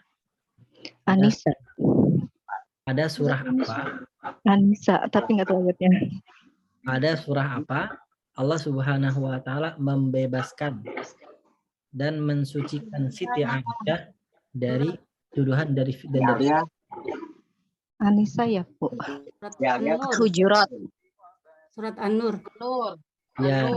Siapa itu yang pertama jawab surah An-Nur? Bu Masita. Bu siapa? Ya. Bu Masita. Nah, ya, jawabannya adalah surah An-Nur ayat 11, mulai dari ayat 1 sampai 11 tentang hadisul ifki. betul, tentang hadisul Ifki. alladzina ja'u bil ifki usbatun minkum la tahsabuha syarran. Barakallahu fikum. Jazakumullahu khairan. Jazakumullah, Ustaz. Salam sama Ibu ya Ustaz. Ya, Afwan Ustaz, yang menerima buku Bil Quran Najman siapa Ustaz? Dari dua penjawab tadi. Yang bisa menjawab pertanyaan yang lebih susah. Yang kedua berarti Bu Ita ya. Barakallah kepada Bu Ita, dia akan mendapatkan buku, dan kepada Bu Erna Lela juga akan mendapatkan buku dari LH Etalase. Semuanya kita tangan kita menundukkan hati kita minta sama Allah, kita beristighfar bersama-sama. Astaghfirullahaladzim, astaghfirullahaladzim, astaghfirullahaladzim. Hamdan syakirin, hamdan na'imin, hamdan yuafi ni'amahu wa yukafi'u mazidah. Ya Rabbana lakal hamdu wa lakal syukru kama yanbaghi li jalali wajhika al-karim wa li'azimi sultanik. Allahumma fassalli wa sallim wa zid wa barik wa an'im ala habibina wa syafi'ina wa qurrati a'yunina sayyidina Muhammad. وارض اللهم عن ساداتنا خلفاء الراشدين أبي بكر وعمر وعثمان وعلي وعن بقية الصحابة والتابعين أجمعين ومن تبعهم بإحسان إلى يوم الدين. اللهم تقبل منا صلاتنا وصيامنا وركوعنا وتلاوتنا وتدبرنا وتخشعنا وتمم تقصيرنا يا الله برحمتك يا أرحم الراحمين. اللهم إنا عبيدك بنو عبيدك بنو إمائك نواصينا بيدك ماض فينا حكمك عدل فينا قضاؤك. نسألك اللهم بكل اسم هو لك سميت به نفسك أو أنزلته في كتابك أو علمته أحدا من خلقك أو استأثرت به في علم الغيب عندك أن تجعل القرآن العظيم ربيع قلوبنا ونور صدورنا وجلاء أحزاننا وذهاب غمومنا وهمومنا ودليلنا وسائقنا ودليلنا إلى جناتك جنات النعيم. اللهم اغفر لنا ولوالدينا وارحمهم كما ربونا صغارا. اللهم اغفر لنا ولوالدينا وارحمهم كما ربونا صغارا. اللهم اغفر لنا ولوالدينا وارحمهم كما ربونا صغارا. ربنا اغفر لنا ولإخواننا الذين سبقونا بالإيمان ولا تجعل في قلوبنا غلا للذين آمنوا ربنا إنك رؤوف رحيم. اللهم انصر من نصر الدين واخذل من خذل الإسلام والمسلمين. اللهم أعز الإسلام والمسلمين وأذل الشرك والمشركين ودمر أعداءك أعداء الدين. اللهم ادفع عنا الغلاء والوباء والولاء والفحشاء والطاعون والمحن والفتن ما ظهر منها وما بطن من بلدنا إندونيسيا خاصة ومن سائر بلدان المسلمين عامة إنك أنت التواب الرحيم. ربنا آتنا في الدنيا حسنة وفي الآخرة حسنة وقنا عذاب النار وآخر دعوانا أن الحمد لله رب العالمين. صلى الله وسلم على سيدنا محمد وعلى آله وصحبه أجمعين. السلام عليكم ورحمة الله وبركاته.